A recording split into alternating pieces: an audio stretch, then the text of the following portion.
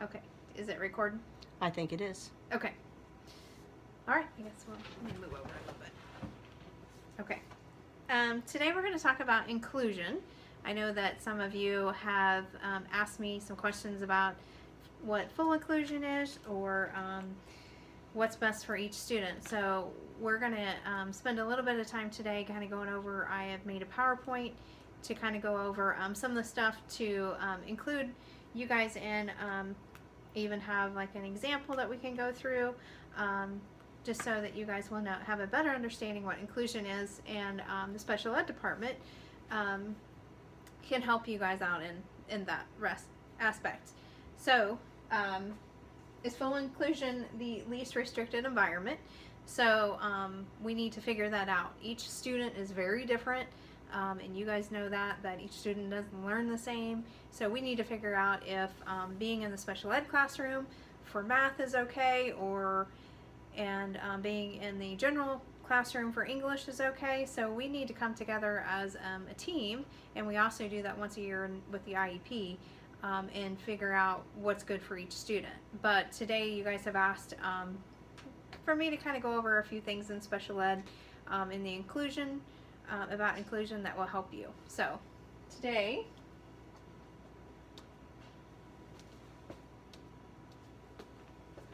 okay, so two questions that we need to address. Do we believe that full inclusion is the least restricted environment, and why? And do you think a teacher in the general classroom is educated enough for full inclusion? So you guys have obviously told me that you're not educated enough, and this is why kind of we're having the meeting. And do you believe that full inclusion is the least restricted environment? I think that's based on each student. And so I'm going to give you a small scenario today of a student that's not here at our school. And you guys can pick to see if you think that this is the least restricted environment for him. So kind of give a small scenario so you guys can think of outside of the box right now.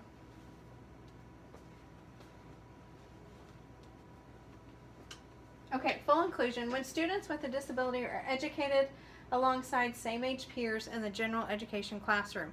So any student that has an IEP or has a disability of some sort can be in full inclusion, either in the special ed room or in your classroom. We here do not have anybody that's full inclusion just in the special ed room. Most of our students go back and forth to both classrooms right now.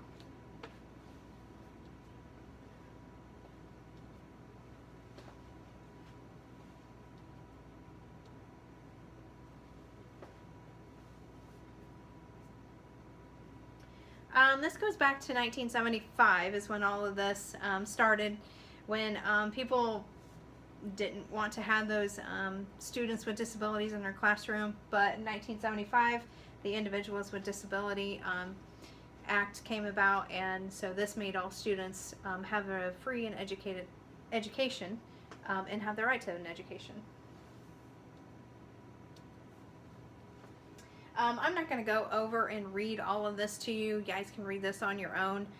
This just tells kind of about that, the beginning of the act, and what was kind of required, and what kind of changed in that. So I'll give you just just a minute here to go ahead and read that. Anybody have any questions so far? If you do, just stop me at any time.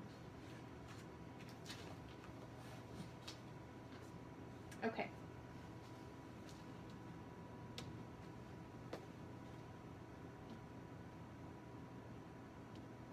Okay. For some reason, my video is not showing up here, but I can send you a link to this video. Sorry, for some reason it's not showing up, but I'll send you a link. The video was of some teachers coming on here to talk about inclusion and kind of what their scenarios were, and it was a really good video.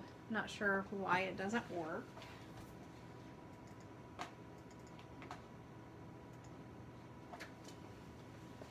But again, I will send that to you.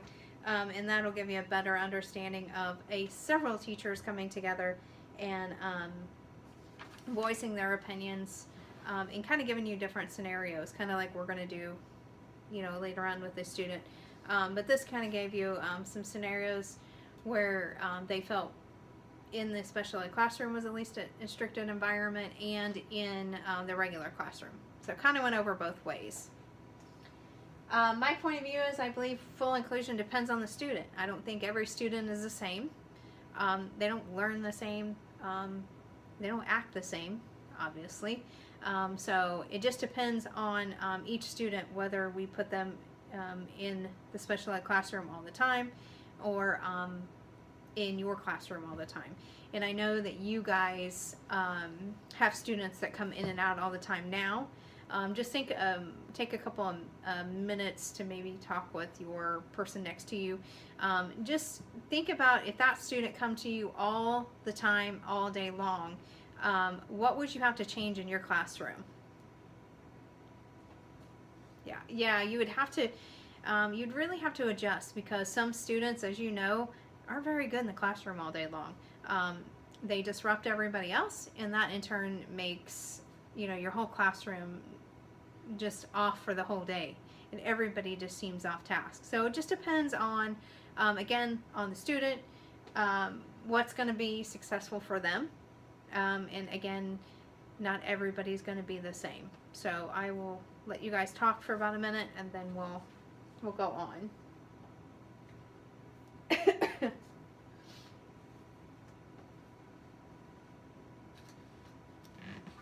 Yeah, that's...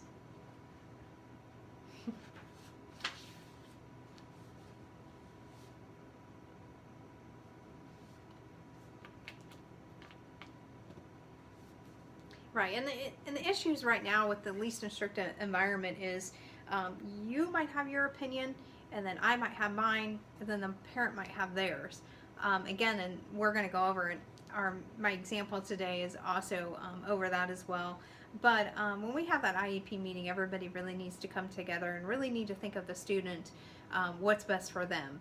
Is it going to be best for them coming to me part of the day, or to the other special ed teacher? Is it going to be best for them to stay in the classroom? And again, that's really based on what the students, their modifications and accommodations really are. Some people only have modifications and accommodations in the math area, so they're only out in the math area. Some I need to teach math to. I have some now that I teach math to. So I think it's just based on each student, and that's kind of how we come up with whether it's what their least restricted environment is. It all comes out of that IEP meeting, which I know that everybody in here has been invited to an IEP meeting before, and that's kind of why we want you guys there. We want the teachers there to give us the input on the student, and to let us know how the student acts in the classroom, not only in that subject that we're questioning, in all subjects. We want to know how they are around their peers.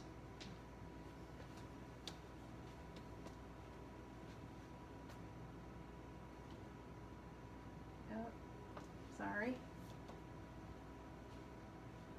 Let me bring this back up. For some reason it stopped working.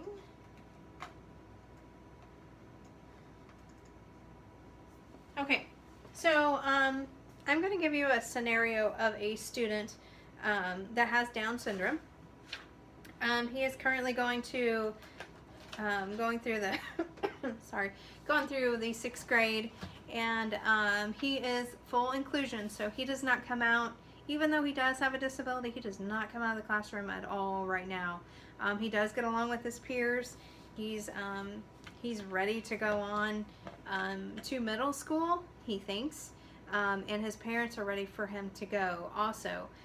Sometimes his parents come in school to check on him, or just for the day, to see how he's doing, just because they're so worried about them, kind of overprotected parents. And sometimes he's eating lunch by himself, so they're kind of iffy about him going on to middle school, but they want what's best for him, and right now he wants to go, And so they're very supportive, but also very protective parents. Stories have shown benefits of all children, not only with disabilities, who study together. Many researchers argue that one reason why people with Down syndrome have such remarkable progress in recent decades is because people with Down syndrome tend to learn better in the classroom with their regular peers. Again, that's really based on, could be different if we had a student here with Down syndrome, but we don't. But in this case, he seems to learn better in the classroom with the rest of his peers. People with Down syndrome who learn in the regular classroom do much better academically in the regular classroom. So their least strict environment would stay in the classroom. Eli is the student we're talking about. He does have an aide with him. So the aide helps him throughout the day. The aide does all his accommodations and modifications for him. Kind of just whenever he needs anything, they're always there to help. His parents have also hired a reading tutor. So that way, he gets extra help at home, not only with the aide that's with him, but also extra help. So they're going above and beyond to make him stay or not make him, but have the opportunity for him to stay in the classroom and be on the same standards as everybody else in the classroom. Sometimes we get those students that just can't keep up with everybody in their classroom, and so they're sent out. So when I get them to teach them, say, something in math, and they're not at 8th grade math level, I got to start somewhere and work my way up to the 8th grade math level. Or we are in the 8th grade math level and it just takes us twice as long to get through something. So in this case, Eli is keeping up with his peers in the same classroom. A time come closer for him to go into middle school. Eli, the student we were talking about, he was having second thoughts. He didn't like large classes. He thought that going to high school when you had to change classes, be interacted with different classes a lot, was not something he wanted to do. So now he's second guessing himself on whether he wants to move on to middle school. So should the IEP team redeem themselves, come together and see what Eli wants, what they think is best for Eli, or should they let him go and try it, regardless of whether he wants to try it, see how he is? Yeah, my case, I've never had a Down syndrome student, so I really can't speak on this on his behalf, but I want him to fit in, and if he doesn't think that fitting in is going to work for him, then his least restrictive environment would be in the special ed room. It wouldn't be just to throw him out there and let him get lost. His mom even thinks that she doesn't want other students to look at him and think he's different than everybody else. When you're in your small little classroom, in 6th grade, you don't see a whole bunch of high school students. Now he's thrown in 7th grade, in our small school, say there's 7th through 12th going through that hall. He's scared. He doesn't like big crowds. He shuts down. And is that going to change his academics in the classroom? Yeah, it is. He's not going to feel comfortable, and changing classes, or whether have somebody different in his class, he's not going to feel comfortable. So his least strict environment to me would be in the special ed room. It's best for him to stay in the general classroom or take some special ed classes. I think going back and forth and taking some general education classes and some special ed classes probably would benefit for him. He also, again, has that aide that goes around with him, so she's always there, and that's kind of like his protector. I think that if she went with him, that he would probably be more comfortable. His parents have pushed him to be part of the regular classroom for so long, and now he doesn't want to be. So now we're with him. We have to convince those parents that the least restrictive environment is what he wants, is to be in the special ed room with those other students. And yet Eli's experience is kind of a different dilemma than, you know, most students. He is keeping up with his regular peers in the classroom. You know, he's not being pulled out. So that's kind of different than some of the other students, as in, you know, special ed.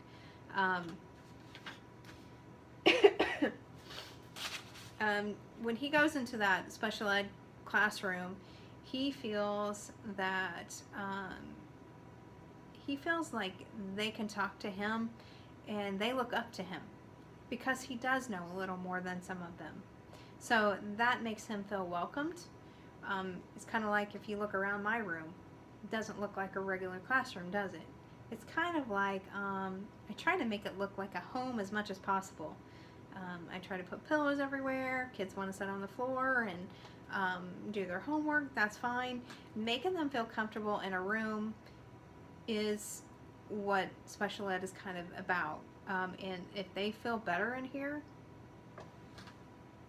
yeah, so when it goes to some of my students that want to come down here to work on things that they don't need my help with, they just feel comfortable in the room. They just feel like they want to come down here, never ask for my help, but they just want to come down here and they feel more comfortable in here. So that's why some of them ask to come down here. So back to Eli. Finally, whenever he goes into the special ed room, he kind of sees everybody kind of light up when he comes to the room. He's made a lot of friends. Not that he didn't have friends in his regular classroom. He has made a lot of friends. So in the case of Eli, when he was 14, he realized he didn't change his seating.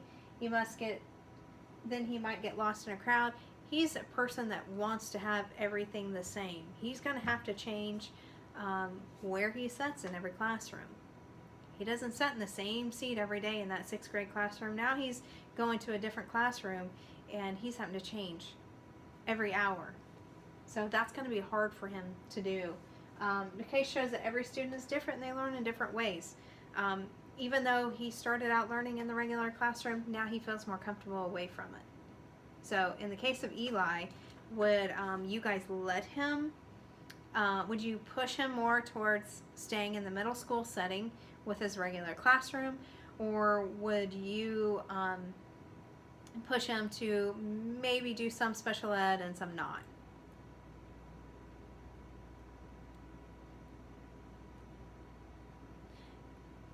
Yeah, I agree. I think that he tried it and he liked part of the special ed classroom, part regular classroom, and it was much better for him.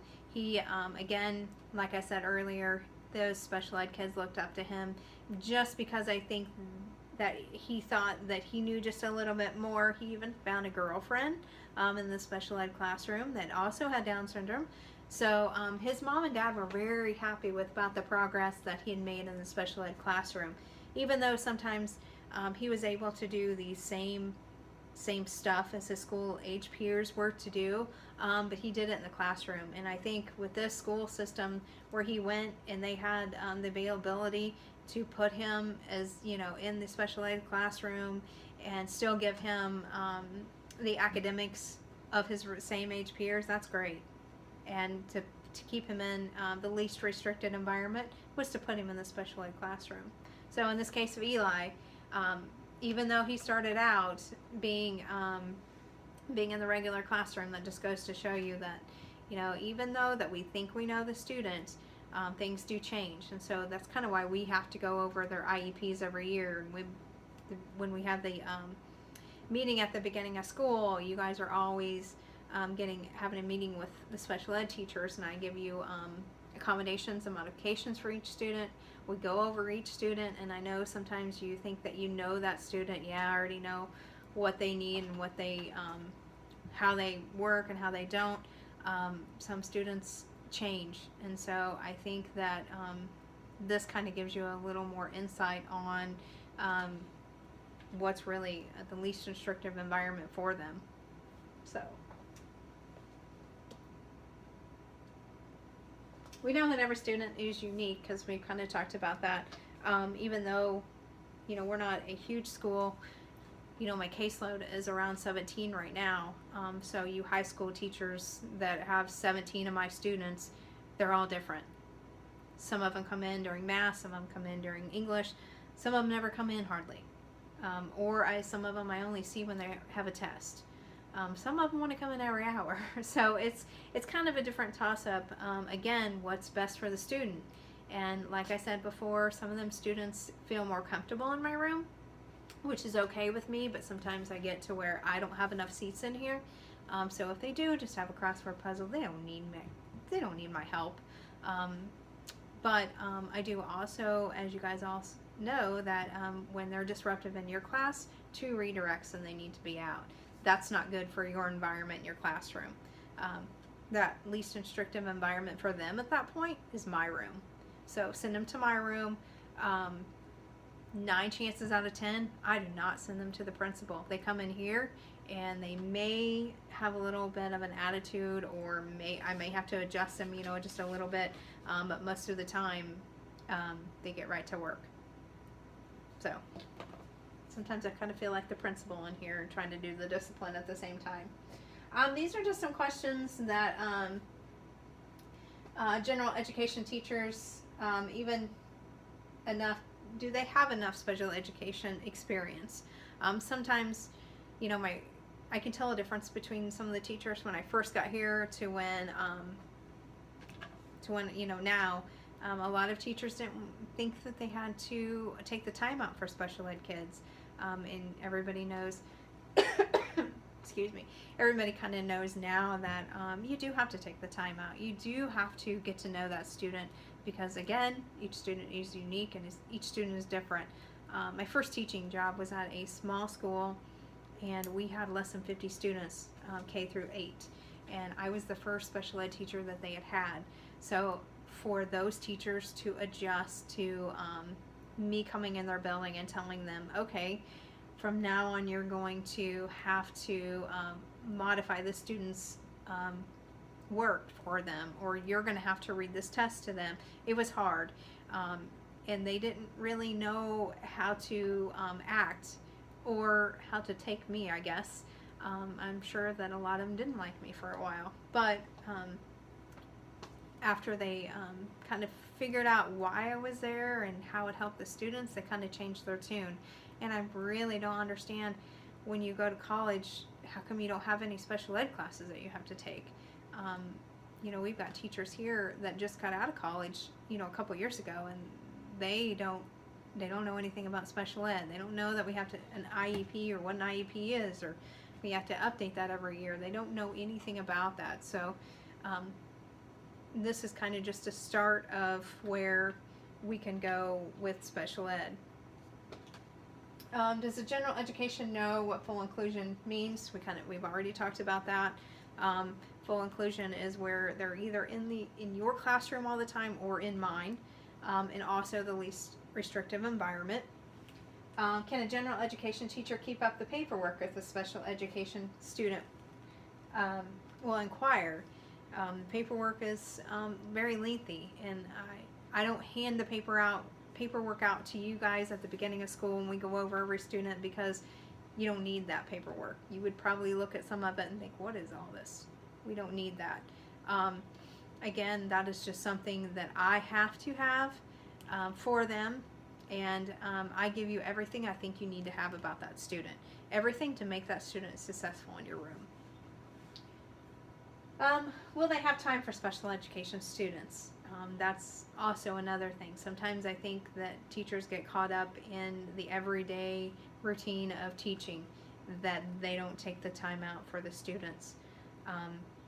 We've had, of course, you know, a couple of turnovers here, and with those turnovers also come with how they reacted to the special ed students. Some of them, one teacher told me she didn't have time for it. Yeah, that's what she said about the students. She didn't have time for my students. And so I just started pulling them out, because I wasn't going to have a teacher act that way towards my students, and she wasn't back the next year. So kind of gives you a little bit of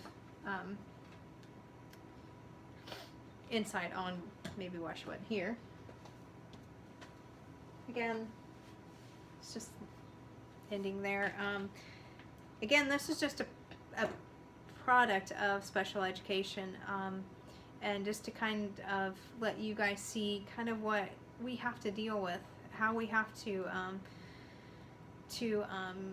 critique the student, whether do we feel that full inclusion or what the least restrictive environment is for the student. So that just kind of gives you just a small portion of what we have to do for each student.